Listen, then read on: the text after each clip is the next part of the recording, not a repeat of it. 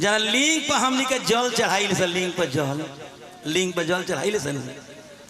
वही के चर्चा भाई देखी सुनी कैसे शंकर भगवान कहने कि हमार क्रोध शांत हुई कब जब संपत्ति खातिर पागल बनी मिल जाई तो सब ऋषि लोग मिल के जानते क्या कहे सब ऋषि लोग अपना तपस्या से पूजा से सती माई के भोग बनाओ लो भोग जे पर लिंग बा उस सती माई के भोग बनाओ लो आ शंकर भगवान के लिंग के प्रार्थना कर लो वो लिंग आकाश में से नीचे वैले आ वही भोग पर लिंग स्थान ग्रहण कैले वही लिंग पर जब जल चढ़ावल जाला तब शंकर भगवान के क्रोध शांत भइल। बोलिए प्रेम से शंकर भगवान की वाह। एगो भजन कवना खसुरहा मकैनी रंजीत बाबू एक खाली रोरा फोन कहनी रोरा वचन के पालन कहनी आ जिंदा रहे तो रोरा वचन के पालन करे हमारे कर्तव्य बा इतना न व्यवहार बना के दुनिया से चल जाए के बाद कि लोग कहे ओह बड़ा अच्छा आदमी रहे ये जरूर लोग कहे कौन खसुर हम कैनी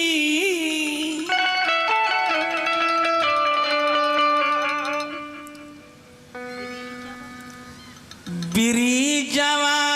के तेजानी ई माधव राजेश भैया रो गावे गए गावे गईबे कहनी बड़ा मान समारोह हमरा के दहनी आहा हे प्रभु जी बैठी काहे कान्हा भैनी कठोर काहे कान्हा भैनी कठोर खबरी हो न लिहानी ए माधो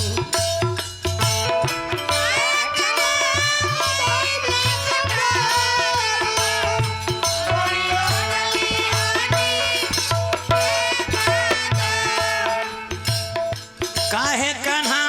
भैनी कठोर खबरियो न लिहानी ए माधो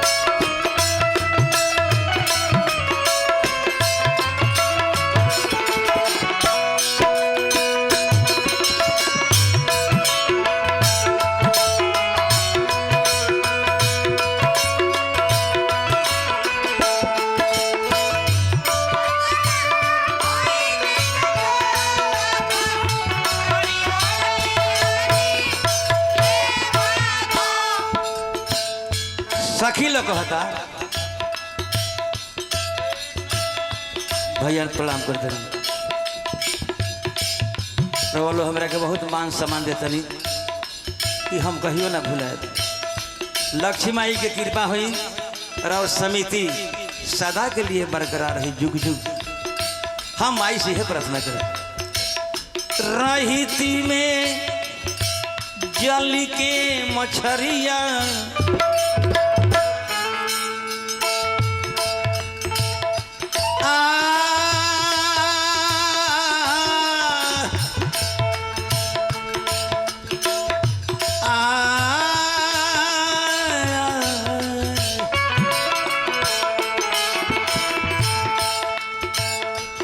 रहती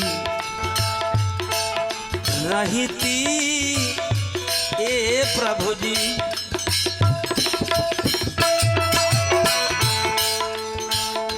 रहती मैं जल के मछरिया जल बीच रही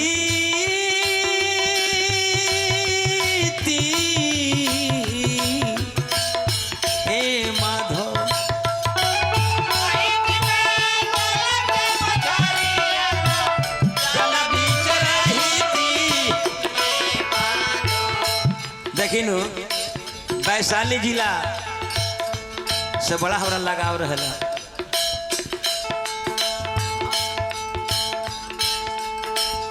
आदरणीय माननीय बाबू श्री राम नारायण सिंह जी परसौनिया फिर 121 रुपये के पुरस्कार देनी काहे। सबसे पहले वैशाली जिला में जड़ुआ से महनार रोड में सहदुल्लेपुर जगदम्बा स्थान पर हम कार्यक्रम कैली आ वही जगदम्बा माई कृपा हो कि वैशाली जिला में हम भजन कीर्तन घूम के गाइले। अब वैशाली जिला के लोग मिलजुल के संबंध करा दल जड़ुआ में बेटा के हमरा लालू प्रसाद यादव में पूरा सहयोग कर दिले। तब एगो संबंधी भी रह हम बाली ऐसे बड़ा स्नेह प्रेम रखी हम। अब दूगो पोता हमारे गाड़ी में सुतल बड़े सन मामा हरे आई रहे हैं जड़ुआ में। राम नारायण बाबू के हार्दिक अभिनंदन नमस्कार प्रणाम करतनी। रंजीत भैया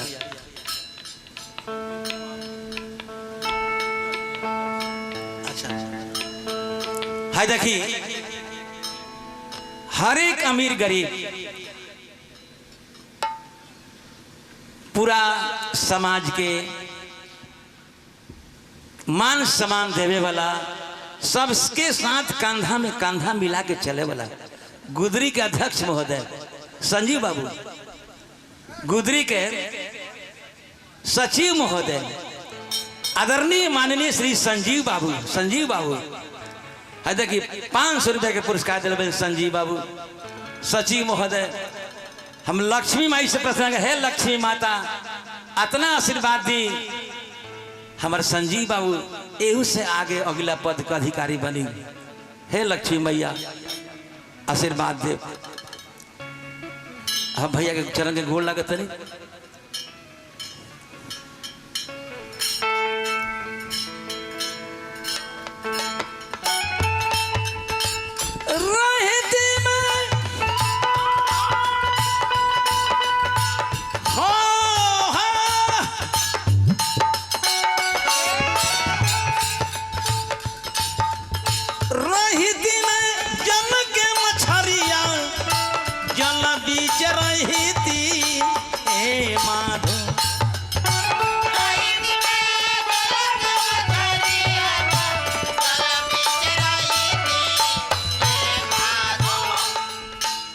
प्रभु ऐती करे स्नान प्रभु ऐती करे स्नान चरनिया पखरती ए माधो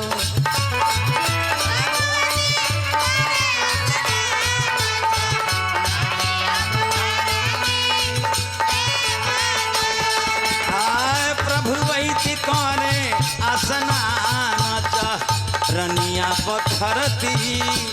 ए माधो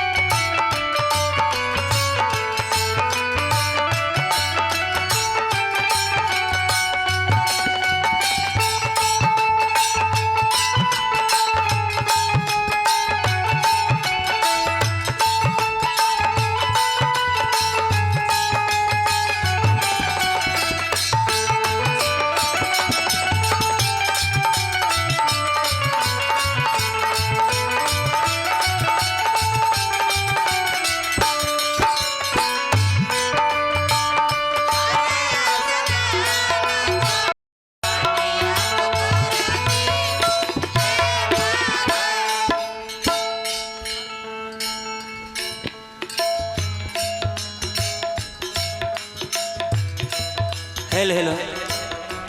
ए भजन बखुश हो गए आदरणीय मान्य बाबू श्री राम नारायण सिंह जी परसौनिया फिर 200 रुपये के पुरस्कार देनी राम नारायण बाबू के चरण के हम गोड़ लागत रहीती में बन के कोई लिया हेलो रहीती में बन के कोई लिया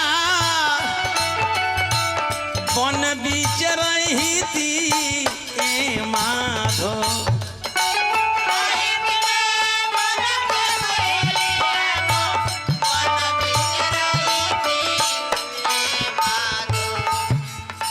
रहीती में बन के कोई लिया तो बन बीच रहीती ए माधो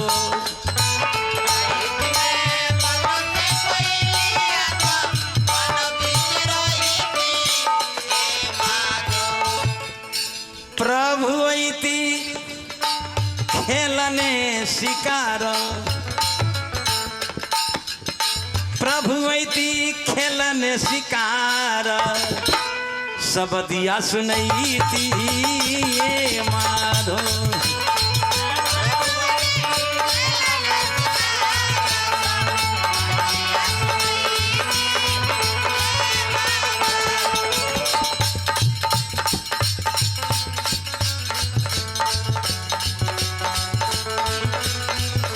ए माधो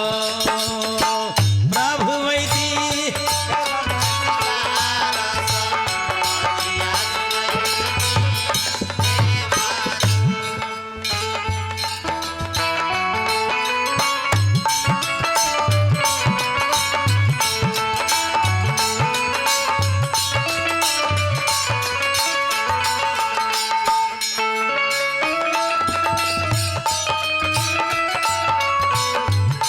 जय हो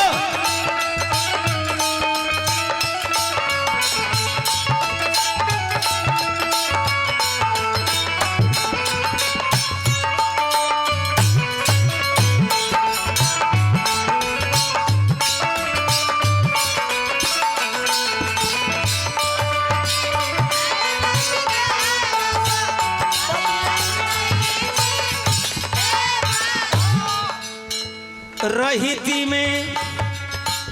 बन के जोगिनिया रहीती में बन के जोगिनिया जप तप करीती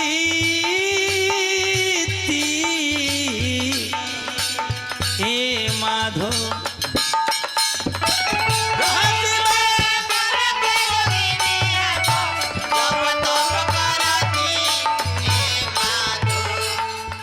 रहीती में बन के जोगिनिया तो जप तप करीती ए माधो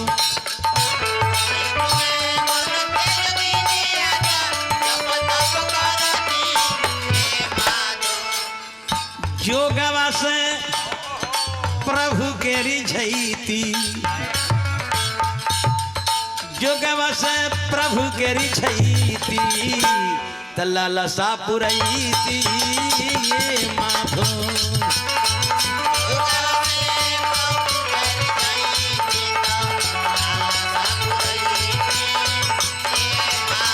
आए जोगवा से प्रभु